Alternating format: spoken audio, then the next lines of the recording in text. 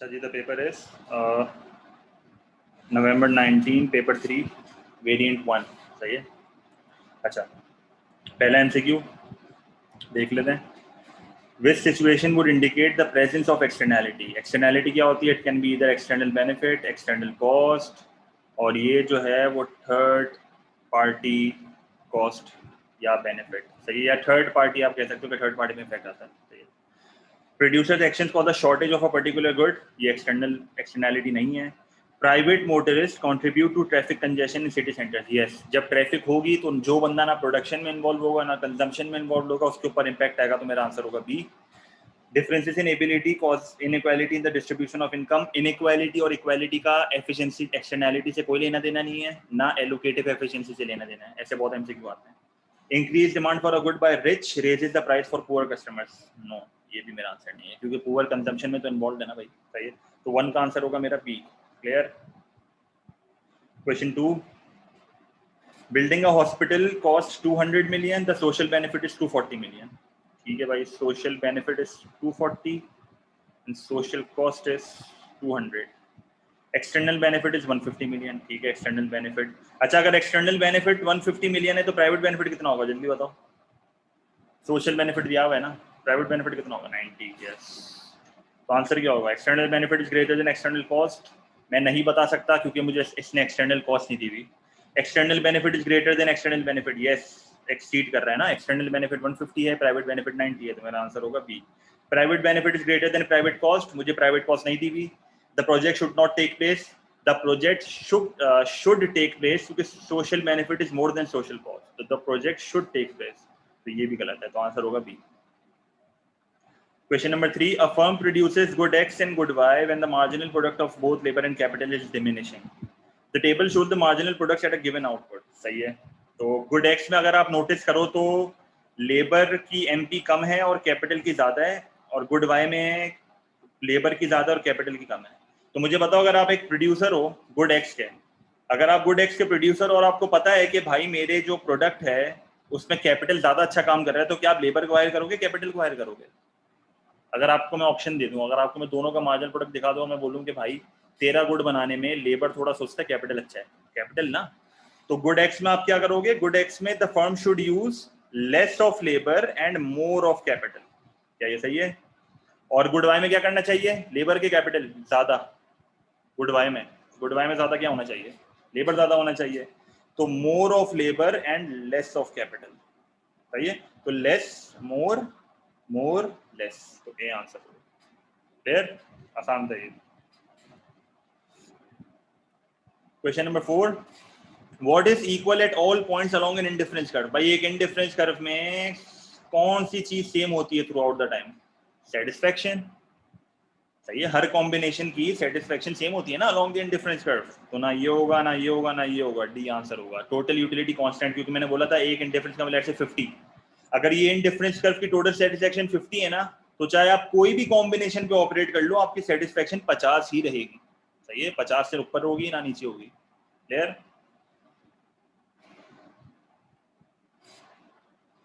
सही। Question number 5, the diagram shows the total utility of a good for an individual customer. Marginal utility gives a guide to the price a consumer is willing to pay. सही है भाई, बिल्कुल।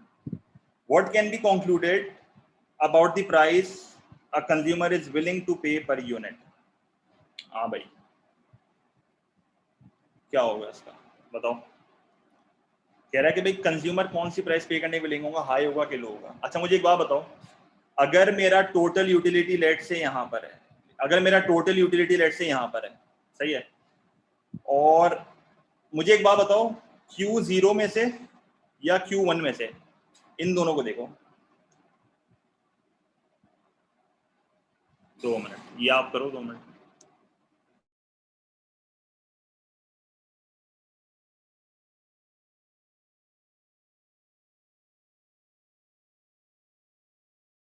अच्छा मुझे एक simple सी बात बताओ, इसने बोला हुआ है the price a consumer is willing to pay will be higher at Q0 than Q1।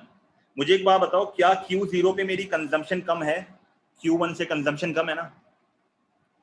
अगर Q0 पे मेरी कंजम्पशन कम है तो क्या मेरा MU हाई होना चाहिए? यस। और Q1 पे अगर मेरी कंजम्पशन ज्यादा है तो मेरा MU लो होना चाहिए। तो मुझे एक बात बताओ, अगर MU हाई है तो क्या आप प्राइस भी ज्यादा हाई पे करने के लिए तैयार होगे? क्योंकि जिस चीज की आपको अहमियत होगी आप ज्यादा पैसे दोगे, और यहाँ पर मेरी प्राइस लो होगी, तो yes the consumer would be willing to pay a higher price at Q0 than at Q1। सही है। The price of a consumer willing to pay higher at Q3 than Q0, क्या ये सच है? क्या Q3 पे आप ज्यादा पैसे दोगे Q0 से? Q3 पे तो MU और कम हो जाएगा क्योंकि आपने बहुत ज्यादा कंज्यूम कर लिया होगा। The price the consumer is willing to pay will be highest at Q2, बिल्कुल गलत, हाईएस्ट Q0 पे होगा या उससे भी पीछे होगा। The price the consumer is willing to pay will be the same at Q1 and Q3, बिल्कुल गलत, Q1 पे आप ज्यादा दोगे, Q3 पे कम दोगे। क्लियर? देखो बड़ा लॉजिकल एमसीक्यू था, बड़ा प्यारा एमसीक्यू था ये। सही है।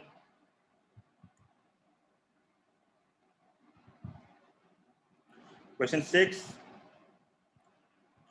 The diagram shows different budget lines in consumer equilibrium. The consumer is in equilibrium at QX1 and QX1, Q1X, Q1Y। सही है। तो मेरा इनिशियल इक्विलिब्रियम हर पॉइंट पे ये है ना, ये है। सही है। द कंज्यूम, सही है। Which diagram shows the effect of a successful advertising campaign? अच्छा, एक सिंपल सा सवाल, अगर एडवर्टाइजिंग कैंपेन हो रहा है तो क्या इससे मेरी बजट लाइन पे कोई फर्क आएगा? मतलब शिफ्ट होगा या टिल्ट होगा, ऐसा कुछ होगा? बजट लाइन में चेंज सिर्फ या तो प्राइस के चेंज होने पे आता है या तो इनकम के चेंज होने पे आता है, उसके अलावा बजट लाइन मेरा अपनी जगह से नहीं हिलता। प्राइस या इनकम के अलावा बजट लाइन अपनी जगह से नहीं हिलता। जब एडवर्टाइजिंग होती है ना तो आप अपना कंजम्पशन बंडल चेंज करते हो। सही है। आप अपना वो चेंज करते हो, combination of good Y and good X. सही है। तो ये मेरा आंसर होगा। आपने गुड एक्स को कम कर दिया, गुड बाय को बढ़ा दिया, एडवर्टाइजिंग से हुआ होगा ना, पॉसिबल चांसेस है गुड बाय की एडवर्टाइजिंग हुई है। सही है। क्लियर? ठीक है। 7. What is the characteristic of a highly contestable industry? भाई हाईली कंटेस्टेबल इंडस्ट्री में हमेशा याद रखना कि कंपटीशन होता है बहुत हाई। क्या होता है? कंपटीशन बहुत हाई। इसके थोड़े फीचर्स बता देता हूँ। लो संक कॉस्ट होती है, low fixed cost, low sunk cost, low fixed cost, entry and exit की प्राइस जो है वो जीरो हो जाती है। अगर आपको फर्म में आना है, मार्केट में आना है, मार्केट से जाना है, तो एंट्री एंड एग्जिट की जो कॉस्ट है ना वो जीरो है। Low barriers to entry and exit है। ये कंटेस्टेबल मार्केट के फीचर हैं जहां पर कंटेस्टेबिलिटी बहुत ज्यादा बढ़ जाती है। हम नहीं बोलते टीवी शो में कंटेस्टेंट है, इसी तरह कंटेस्टेबल मार्केट में भी कंटेस्टेंट होते हैं और बहुत ज्यादा कंटेस्टेंट होते हैं। सही है। तो रिडक्शन, अब जब हाईली कंटेस्टेबल इंडस्ट्री होती है ना तो उसको बोला जाता है हिट एंड रन मार्केट। थोड़ा सा प्रॉफिट कमाओ, कमा के निकलो। सही है। तो कमा के निकलते क्यों हैं हम? कभी कभार लोगों की कॉस्ट कवर नहीं होती, कभी कभार कंपटीशन बहुत ज्यादा हो जाता है, तो ये रिडक्शन इन एबनॉर्मल प्रॉफिट हो रहा है, तभी तो लोग भाग रहे हैं। एडवर्टाइजिंग से इसका कोई लेना देना नहीं है। रिलेटिवली फ्यू फर्म्स नहीं होते, अ लॉट ऑफ फर्म्स होती हैं, फ्यू फर्म्स नहीं होती। सिग्निफिकेंट संक कॉस्ट, गलत, संक कॉस्ट कम होती है। ठीक है। तो ये 4 फीचर हमेशा याद रखना, लिख लो गई, ये बहुत टेस्ट होते हैं। सही है। कंटेस्टेबल और कंटेस्टेबल का मेरे लेक्चर पीडीएफ में भी लिखा हुआ होगा, पता नहीं आई गेस मोनोपोली वाली फाइल में, दोनों में से किसी एक फाइल में होगा मेरे ख्याल में, तो चेक वो भी एक बार रीड कर लेना, हमने डिस्कस भी किया था ये लेक्चर के दौरान। सही है। Question 8. The diagram shows the cost and revenues of a firm. The firm may seek to either maximize profit, MC is equals to MR, maximize revenue, MR 0. What is the correct price and quantity combination for each? Profit maximize किधर हो रहा है भाई? Profit maximize किधर हो रहा है? इधर हो रहा है Q1 पे। तो Q1 पे मेरा profit maximize हो रहा है, प्राइस क्या चल रही है? P1। तो Q1 and P1। MR 0 किधर हो रहा है? यहाँ पर, ये मेरा MR 0 है। सही है। इस Q3 पे मेरा MR 0 है और इधर जो है वो मेरा MC इक्वल्स टू MR है। सही है। और प्राइस मेरी निकल रही है ये, तो P3 एंड Q3। सही है। तो मेरा आंसर होगा ए। ठीक है। बहुत आसान था।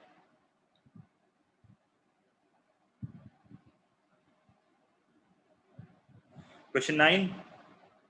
Firms in the market spend a lot of money on advertising, no on price competition.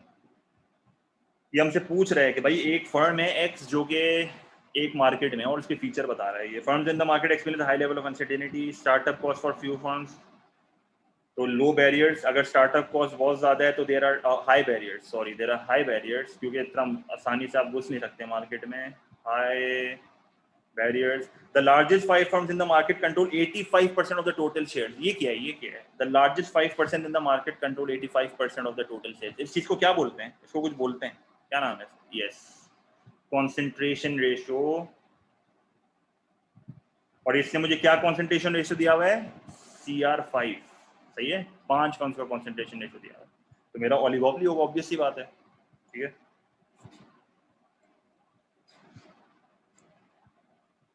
Question 10, which statement about the kinked demand curve, 5 दिया था ना, 5 फर्म थे ना, CR5 होगा।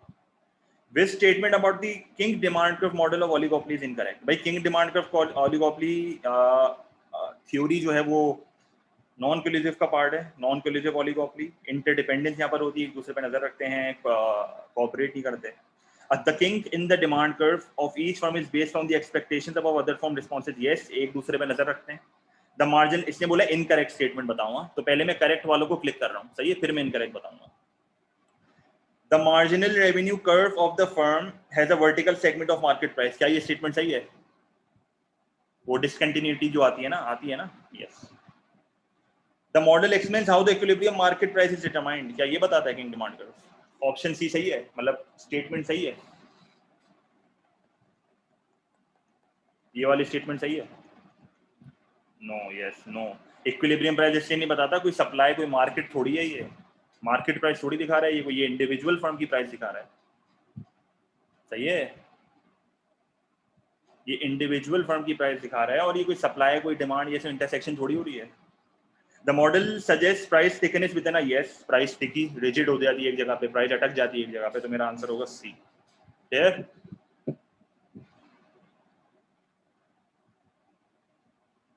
10 का हो गया सी। 11, as firm X grows in size, it specializes in narrower range of products. अगर मुझे एक बात बताओ, अगर आप नैरो रेंज बना रहे हो तो इसका मतलब है आप डाइवर्सिफाइड नहीं हो ना, ये चीज क्लियर है। अगर आप नैरो रेंज ऑफ प्रोडक्ट्स बना रहे हो तो इसका मतलब है आप साइज में बड़े हो रहे हो, आपकी फर्म बड़ी हो रही है, और आप अपने प्रोडक्ट लाइन को कम कर रहे हो। अगर आप अपनी प्रोडक्ट लाइन को कम कर रहे हो तो आप डाइवर्सिफाई नहीं कर रहे, तो इसका मतलब है आप डाइवर्सिफिकेशन जो है ना, अपनी डाइवर्सिफिकेशन को आप उल्टा कम कर रहे हो। तो which economies of scale will the firm will be less able to benefit from? तो फाइनेंशियल से तो बेनिफिट करेगा, मार्केट रिस्क बेयरिंग से नहीं करेगा, सारे अंडे एक ही बास्केट में डाल लाएगी, टेक्निकल करेगा, तो मेरा आंसर होगा सी। रिस्क बेयरिंग ये नहीं कर पाएगा क्योंकि ये डाइवर्सिफाइड नहीं है, नैरो रेंज ऑफ प्रोडक्ट्स है, सही है, तो डाइवर्सिफिकेशन जो है वो इसने यहाँ पर कम की हुई है। What would economists agree should be the aim of any healthcare system? As an economist सोचना ही है, मुझे बताओ। अब जैसे अगर एक लेमैन होता ना, लेमैन, अगर मैं एक लेमैन से ये चीज पूछता तो वो बोलता सर आंसर मेरा ये होगा। एज एन इकोनॉमिस्ट सोचो क्या आंसर होगा इसका। एक इकोनॉमिस्ट ऐसे नहीं सोचेगा to meet all the health care demands of the population, नहीं, इम्पॉसिबल है ये इम्पॉसिबल है। To provide every patient with the latest, impossible. To provide free medical treatment, possible है बट अगेन रियलिस्टिक नहीं है। To secure the maximum health care from the resources available, yes, efficient, efficiency होनी चाहिए, ये मेरा economist सोचता है इस तरीके से, सही है। जो रिसोर्सेज हैं उसमें से ही सही तरह काम करो ना भाई, सही है, अनरियलिस्टिक बात नहीं करो। A producer of a good causes pollution. When will a specific tax, specific is an indirect tax, on the production of the good most effective in reducing output? कह रहा है कि क्वांटिटी सबसे ज्यादा कब गिरेगी, क्वांटिटी सबसे ज्यादा कब गिरेगी, तो क्वांटिटी सबसे ज्यादा उसी केस में गिरती है जब इलास्टिक डिमांड होती है, तो मेरा आंसर ये होगा when the price there is a price elastic demand and price elastic supply, ये आंसर होगा मेरा। अब इस सवाल में ख्वारी आप ये कर सकते हो, अगर बिल्कुल सेफ साइड पे खेलना है, पेपर में बहुत टाइम है, तो ये बिल्कुल सेफ साइड पे खेलना है, पेपर में बहुत टाइम है, तो आप यहाँ क्या करना, आप डायग्राम्स बनाना, 4 डायग्राम बनाना, और इनडायरेक्ट टैक्स से सप्लाई को बैकवर्ड शिफ्ट करना, देखना क्वांटिटी में सबसे ज्यादा चेंज किधर आ रहा है, सेफ साइड पे खेलने के लिए, सही है। वैसे तो इलास्टिक होना चाहिए, अब ऐसा एमसीक्यू आएगा तो आपको याद होना चाहिए, बट अगेन डायग्राम बना के देख लेना। इसकी एक थ्योरेटिकल चीज भी मैं व्हाट्सएप पे सेंड कर दूंगा, बट ये बेहतर तरीका है मेरे ख्याल में, सही है, clear.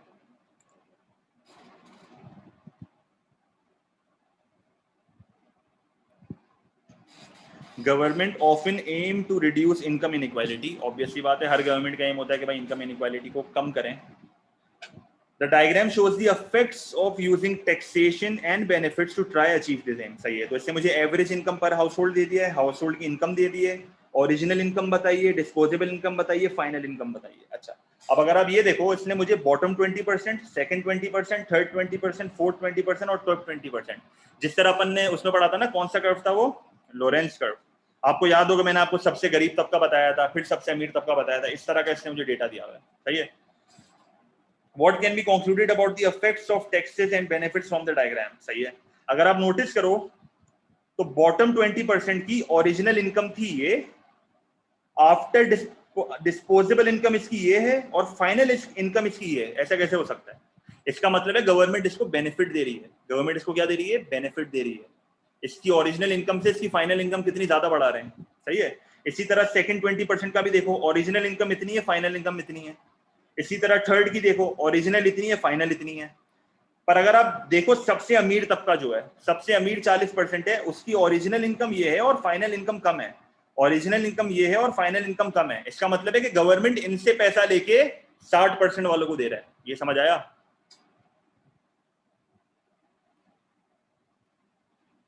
All income groups are better off except those earning more than $40,000 per year. क्या ये सही है?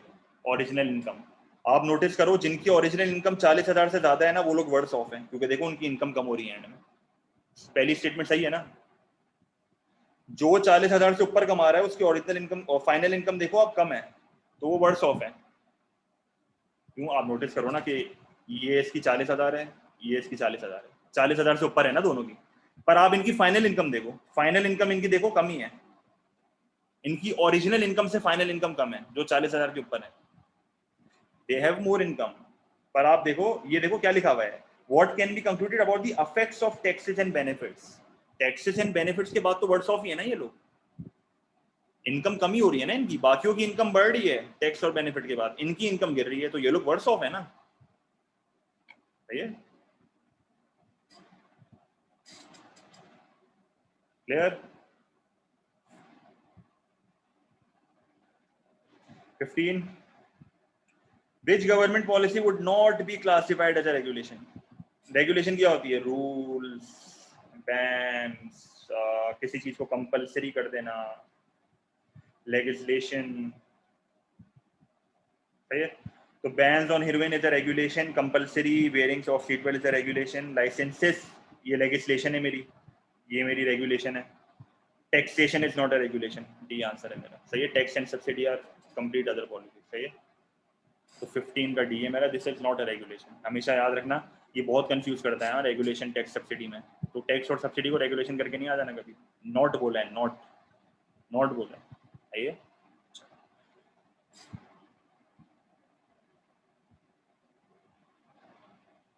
16, the government increases the number of statutory paid holidays. सही है। तो इसने मुझे डायग्राम शो करी हुई है लेबर मार्केट की ना। The government increases the number of statutory paid holidays बढ़ रही हैं, तुल्य मारो पैसे ही मिलेंगे। तो which workers are entitled from 10 days to 15 days. मुझे एक बात बताओ, अगर एक जॉब में 10 दिन की पेड छुट्टी मिलती थी और अब 15 दिन की पेड छुट्टी मिल रही है, तो क्या वहां पर सप्लाई ऑफ लेबर बढ़नी चाहिए? सप्लाई ऑफ लेबर बढ़नी चाहिए ना। लोग बोलेंगे भाई काम करना है यहाँ पे। और मुझे बताओ प्रोड्यूसर क्या करेगा? वो डिमांड फॉर लेबर को गिरा देगा, वो बोलेगा भाई वर्कर मेरे को महंगा पड़ रहा है। सही है। तो क्या होगा answer? Supply shift to the right and demand shift to the left. तो आंसर यही होगा। सही है। 17, ये अच्छा आंसर है, ये बहुत बार रिपीट हुआ है, मेरे को याद है ये। The diagram represents the demand and supply of labor in a competitive industry. What is true about the unit of labor when they are paid wages of W?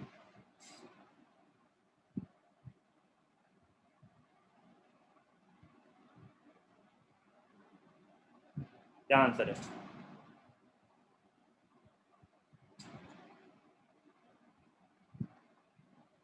दो मिनट यार, फोन आ रहा है।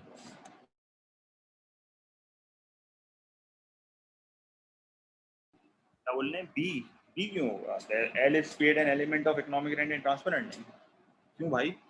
कंपेटिटिव इंडस्ट्री है, competitive industry. Perfect. हाँ, ये देखो answer कैसे change हो गया आपका। कंपेटिटिव इंडस्ट्री में क्या होता है? सप्लाई ऑफ लेबर ये बनता है ना फर्म का, फर्म का सप्लाई ऑफ लेबर ये बनता है ना मेरा। और आप जो है इस तरह का डायग्राम बनाते थे, भूल गए क्या? तो मुझे बताओ यहाँ पर क्या कोई इकोनॉमिक रेंट होता था? क्या perfectly elastic demand supply of labour में कोई इकोनॉमिक रेंट होता था? Perfectly elastic supply of labour, only transfer ending होती है, ओनली ट्रांसफर एंडिंग। सही है।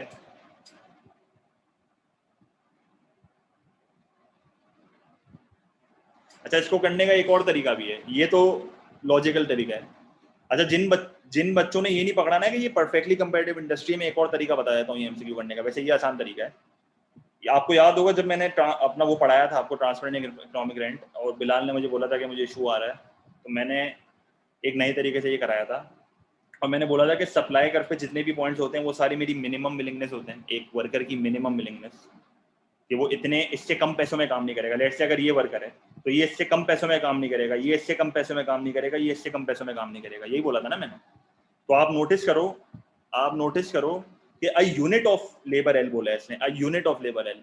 तो a unit of labour L का मतलब है कि एग्जैक्टली इसी लेबर की बात हो रही है, ये टोटल लेबर की बात नहीं कर रहा। अगर ये बोलता ना टोटल लेबर है और ये कंपेटिटिव इंडस्ट्री नहीं लिखता, तो फिर ये इकोनॉमिक रेंट होता, ये ट्रांसफर एंडिंग होता। सही है। इसने बोला यूनिट ऑफ एल, इसका मतलब है कि एग्जैक्टली इसी पॉइंट पे उसकी मिनिमम विलिंगनेस भी है और उसको वेज भी इतनी मिल रही है, तो इसका मतलब उसको सिर्फ ट्रांसफर एंडिंग मिल रहा है।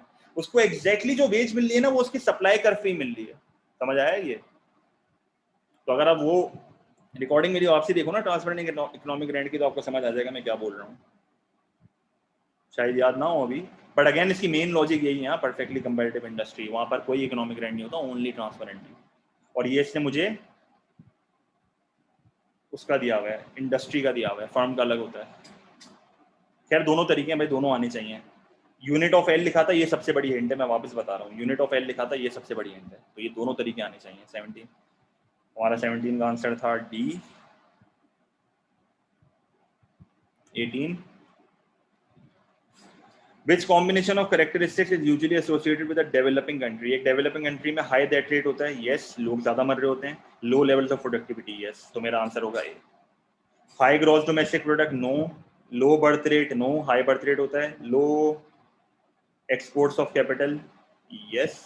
लार्ज टर्शरी सेक्टर, नो, तो आंसर मेरा ये होगा। क्लियर?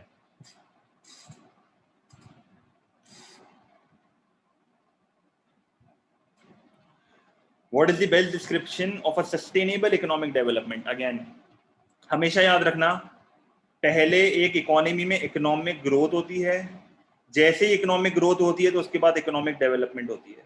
सही है, तो ये हमेशा याद रखना। इकोनॉमिक डेवलपमेंट क्या है? Economic development is sustainability, economic development is education, health, sanitation, living standards कह सकते हैं। पर सस्टेनेबल इकोनॉमिक डेवलपमेंट क्या है कि आगे वाले नस्लों के लिए भी बचे, सिर्फ हम सारा ना खा जाएं, हमारे जो बच्चे होंगे तो उनको, उनके लिए भी कुछ बचे। सही है।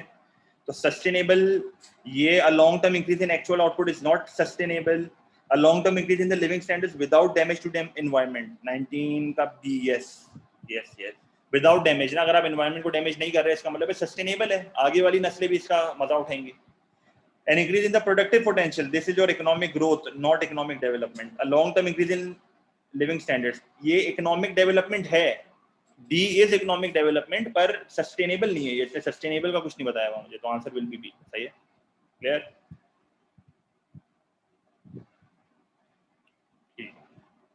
20 the table gives the percentage rates of youth unemployment and total unemployment in France and UK। सही है। तो यूथ की अनएम्प्लॉयमेंट अगर आप फ्रांस में देखो तो 2001 में इतनी थी और टोटल अनएम्प्लॉयमेंट इतनी थी, और 2005 में आप नोटिस करो तो यूथ की अनएम्प्लॉयमेंट बढ़ गई है और टोटल अनएम्प्लॉयमेंट भी बढ़ गई है। इसी तरह यूके में आप नोटिस करो, यूथ की अनएम्प्लॉयमेंट बढ़ गई है और टोटल अनएम्प्लॉयमेंट गिर गई है। सही है, टेबल पढ़ लिया। तो 2001 and 2005 what can be concluded from the table? France and UK experience the same trends in unemployment, क्या ये सच है? ऑप्शन ए सच है? नहीं, सेम ट्रेंड तो नहीं है, क्योंकि यूके में तो अनएम्प्लॉयमेंट कम हुई है। France at a higher number, क्या आप परसेंटेज से नंबर बता सकते हो? नो, नंबर नहीं दिया हुआ भाई मुझे। The UK use a different definition of unemployment, ऐसा यूके की बाप की शादी नहीं है। The UK was more successful than France in controlling unemployment. Yes, क्योंकि UK ने unemployment को कम करा है. ठीक है, clear?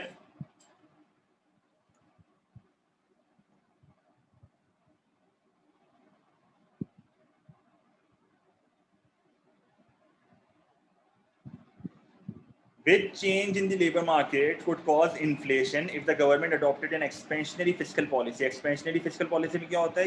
You increase government spending and you decrease tax. सही है? A decrease in the economy's national minimum wage? No, इससे इन्फ्लेशन नहीं आएगी. कह रहे हैं कि कौन सा ऐसे चेंज से इन्फ्लेशन आएगी? A decrease in the power of economic trade unions? No, इससे तो वेज कम हो जाएगी. An increase in the level of benefits paid to unemployment workers? Yes, unemployment benefit को जो है ये बढ़ा रहा है. और unemployment benefit is part of government spending, तो जी बढ़ रहा है, तो आंसर सी होगा. An increase in the migration of workers, इससे कोई लेना देना नहीं है. क्लियर?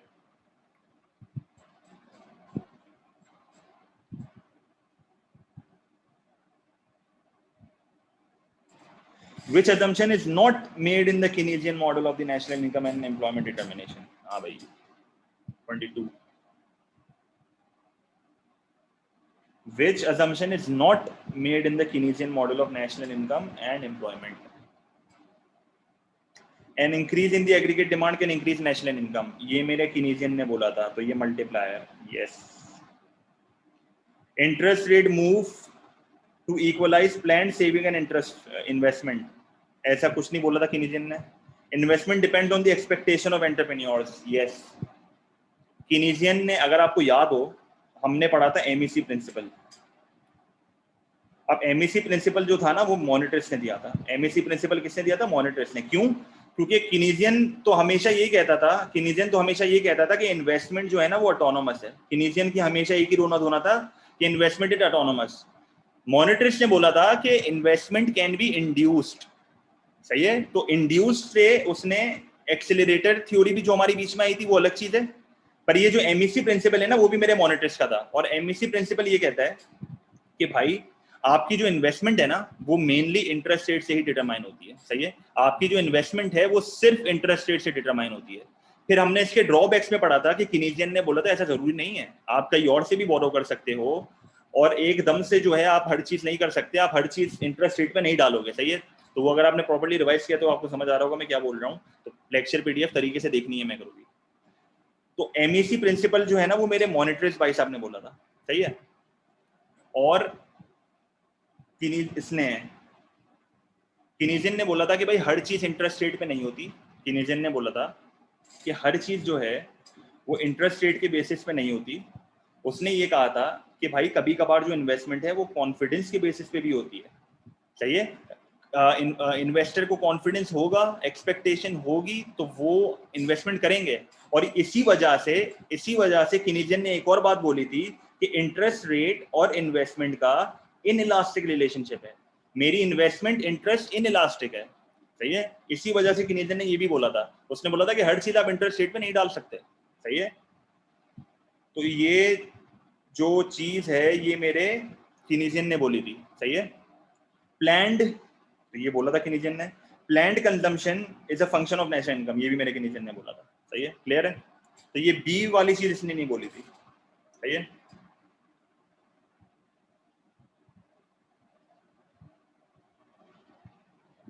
तो ये Keynesian मॉनिटर्स का जो मैंने बताया समझ आया है ना? ये याद रखना हमेशा के लिए. ये मैं लेक्चर में ही बता चुका हूँ. 23. An economist once said, if you pay people not to work, सही, अगर आप लोगों को पैसा दे रहे हो काम ना करने पे, unemployment benefit, and tax them when they do, जब वो काम करें तो आप उन पे टैक्स लगा दो, don't be surprised if you get unemployment. सही है? उसने बोला था अगर आप अभी लोगों को मुफ्त में पैसे दे रहे हो और जब वो काम करें और जब आप उनसे फिर टैक्स लो और उसके बाद अगर वो काम ना करें तो आप फिर रोना धोना नहीं करना, क्योंकि वो लोग अब बैठे बैठे खाने के आदी हो चुके हैं.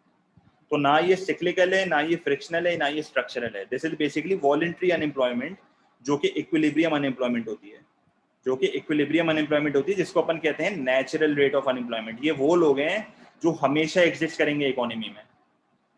सही है? ये हमेशा एग्जिस्ट करेंगे इकोनॉमी में, तो ये नेचुरल रेट ऑफ अनएम्प्लॉयमेंट है. क्लियर? अनएम्प्लॉयमेंट के टॉपिक में मैंने बताया था ये.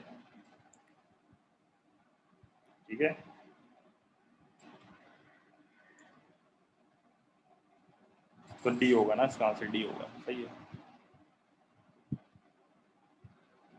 तो 22 का बी था, 23 का डी था and 24। The table provides the data for external debt as a percentage of gross national income for 4 countries, ठीक है। कर्जा बताया भाई, बुल्गारिया का जो कर्जा है वो कम हो चुका है, जॉर्जिया का जो है वो बढ़ गया है, तो इसको लिख लेते हैं। इसका कम हुआ है, इसका बढ़ गया है, इसका बढ़ गया है और इसका भी बढ़ गया है। All countries borrowed more money externally in 2015 than in 2010. Borrowed more money, क्या मैं more money बता सकता हूँ परसेंटेज में? परसेंटेज में तो नहीं बता सकता ना मैं, मुझे नंबर चाहिए होगा, सही है। External borrowing grew more slowly than gross national income, क्या मुझे ग्रॉस नेशनल इनकम दिया हुआ है? क्या ये बता सकता हूँ मैं ऑप्शन बी में जो लिखा हुआ है? क्या ये बताना पॉसिबल है? डेटा नहीं दिया हुआ है, सही है।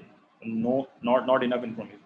Georgia borrowed the most money, क्या आप बता सकते हो कि जॉर्जिया ने मोस्ट मनी बोरो किए हैं? मनी तो मुझे बताया हुआ ही नहीं है, इससे परसेंटेज दिया हुआ है, सही है।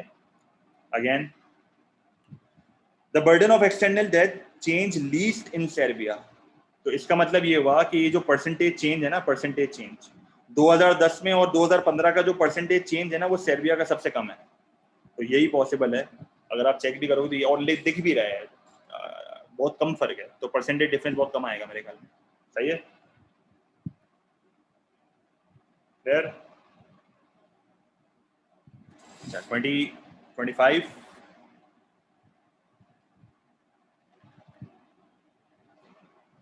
जीडीपी ग्रोथ दी हुई है, GDP growth is nominal, population growth और इन्फ्लेशन दी हुई है ना, तो रियल इनकम का फॉर्मूला लगा लेते हैं, नॉमिनल इनकम माइनस इन्फ्लेशन, सही है। तो नॉमिनल इनकम कितने से बढ़ी है? 5.7% से, और इन्फ्लेशन कितने से बढ़ा है? 3.8% से, तो रियल इनकम कितने से बढ़ी होगी? 1.9%, सही है। फिर इस 1.9% में से मैं क्या माइनस करूंगा? मैं पॉपुलेशन को माइनस करूंगा, तो मेरे पास रियल इनकम पर हेड आ जाएगा, इसने मुझे यही मांगा है, रियल इनकम पर हेड। तो अगर मैं इससे पॉपुलेशन को माइनस कर दूंगा जो कि मेरी 2% से बढ़ी है, तो मेरे पास आंसर क्या आएगा? -0.1%। इसका मतलब है कि मेरा रियल नेशनल इनकम जो है वो रियल जीडीपी पर कैपिटा जो है वो 0.1% से गिरा है। तो आंसर क्या है? What is the approximate rate of growth? It is negative, तो 0% होगा आंसर, सही है, 0% होगा answer. Clear? In a four-sector economy consisting of household, firms, government, and foreign trade, the level of national income is in equilibrium where C plus I plus G plus X minus M equals to Y. सही है। What must Y include for an equilibrium to exist? अच्छा, दो तरह के equilibrium होते थे, एक होता था C plus I plus G plus X minus M is equals to national income, aggregate expenditure, ये देखो, ये जो है ना, ये aggregate expenditure is equals to national income है। दूसरा मेरा होता था injection is equals to withdrawal, उसमें हम क्या करते थे? C plus I plus G plus X is equals to S plus T, नहीं, C plus S plus T plus M। फिर हम क्या करते थे? C और C को काटते थे और मेरा इंजेक्शन जो है वो विड्रॉल के इक्वल होता था, सही है। तो इस डेटा में मुझे ऐसा क्या चाहिए? अगर आप यहाँ नोटिस करो तो यहाँ पर मेरा तीन चीजें नहीं है, यहाँ पर मेरी कंजम्पशन नहीं है, यहाँ पर मेरी कंजम्पशन नहीं है, यहाँ पर मेरी सेविंग नहीं है, और यहाँ पर मेरा इंपोर्ट है, मेरा टैक्स नहीं है, तो मेरा आंसर बी होगा यहाँ पर, सही है। सी नहीं है, एस नहीं है और टी नहीं है, क्योंकि अगर आप नोटिस करो, अगर मैं यहाँ पर लिख देता हूँ C plus S plus T, तो मैं एम को उठा के वहां पर ले जाऊंगा तो ये प्लस एम हो जाएगा ना। क्लियर है? क्लियर है? तो खैर सिंपल मैथ था ये मेरे ख्याल में। 26 का क्या होगा? बी होगा, तो मैं अलग कलर से भी कर देता हूँ ताकि समझ आ जाए। B is the right answer 26 में।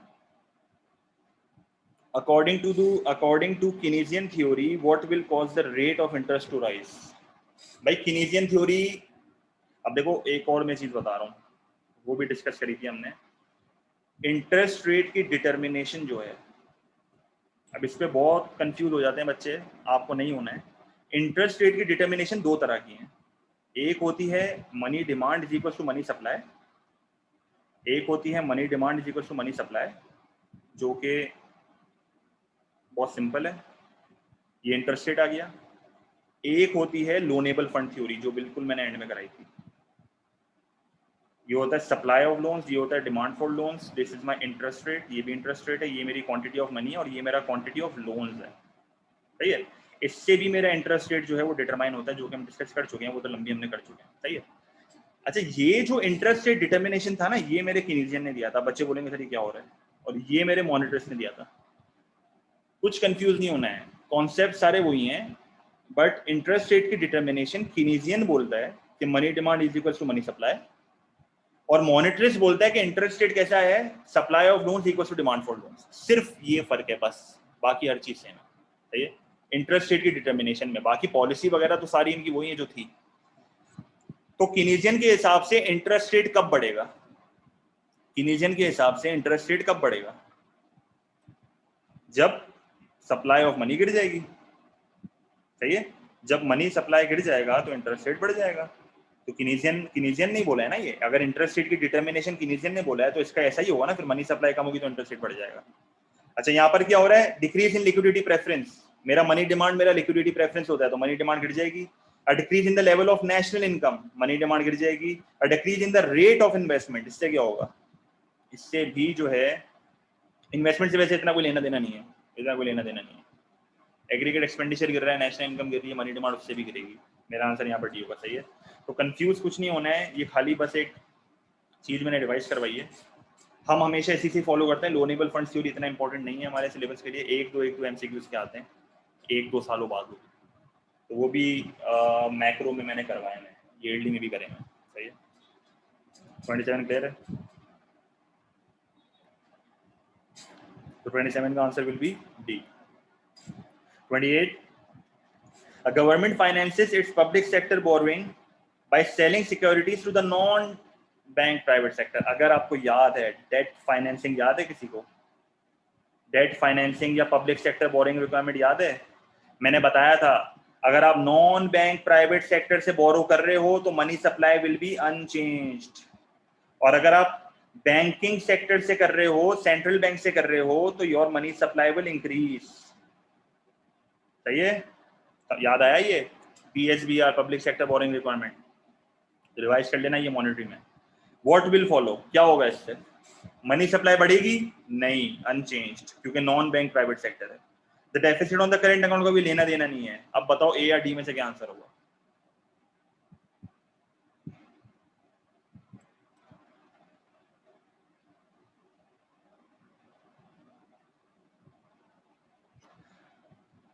नहीं,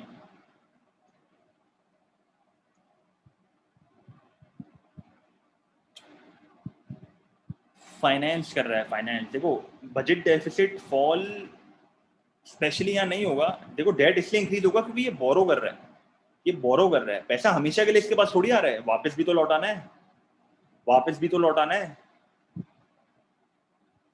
वापस इकोनॉमी में तो डाल देंगे, पर जिससे आपने बोरो किया उसको पैसे तो देने ना वापस, तो उधार तो बढ़ जाएगा ना गवर्नमेंट पे।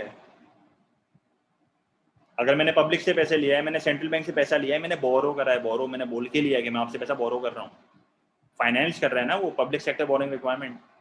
बॉन्ड्स, बॉन्ड्स सिक्योरिटीज का मतलब बॉन्ड्स, समझ आया विषय ये?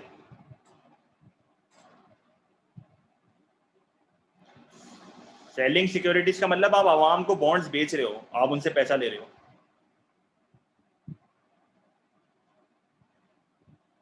इससे ये चीज क्लियर है, नेशनल डेट वाली, क्या आप उनसे, क्या आप उनसे उधार ले रहे हो।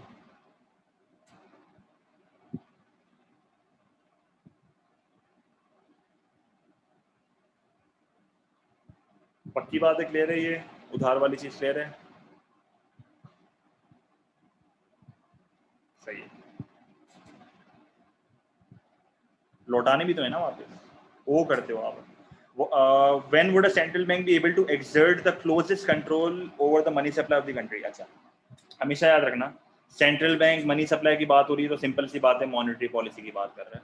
अब एक चीज मैं बता रहा हूँ हमेशा के लिए याद रखना, मॉनेटरी पॉलिसी में अगर आपको याद हो तो टूल्स होते हैं, इंटरेस्ट रेट, एक्सचेंज रेट, नहीं पहले money supply, interest rate and exchange rate, ये 3 टूल होते हैं मेरे, सही है। अच्छा, अगर आपको याद हो इंटरेस्ट रेट और एक्सचेंज रेट का पॉजिटिव रिलेशनशिप है, ऐसा ही है। लेट्स से मैं कहता हूं एक कंट्री का एक्सचेंज रेट है फिक्स्ड, अगर एक कंट्री का एक्सचेंज रेट है फिक्स्ड एक्सचेंज रेट, भाई एक ही जगह पे रहेगा, तो क्या आप मॉनेटरी पॉलिसी को फिर इजीली चला सकते हो? आपको हमेशा डर रहेगा कि यार मैं इंटरेस्ट रेट बढ़ा दूंगा तो एक्सचेंज रेट बढ़ जाएगा, फिर उसको कम करना पड़ेगा। तो हमेशा याद रखना, अगर आपको मॉनेटरी पॉलिसी पे फुल कंट्रोल चाहिए, बिना टेंशन के आपको मॉनेटरी पॉलिसी को चलाना है, तो the exchange rate should be freely floating, क्योंकि आपको एक्सचेंज रेट की टेंशन नहीं होगी। फिर समझ आई ये चीज? If the domestic currency was allowed to float freely in the foreign exchange market, then आप आसानी से कंट्रोल रख पाओगे मॉनेटरी पॉलिसी के ऊपर। सही है? क्लियर?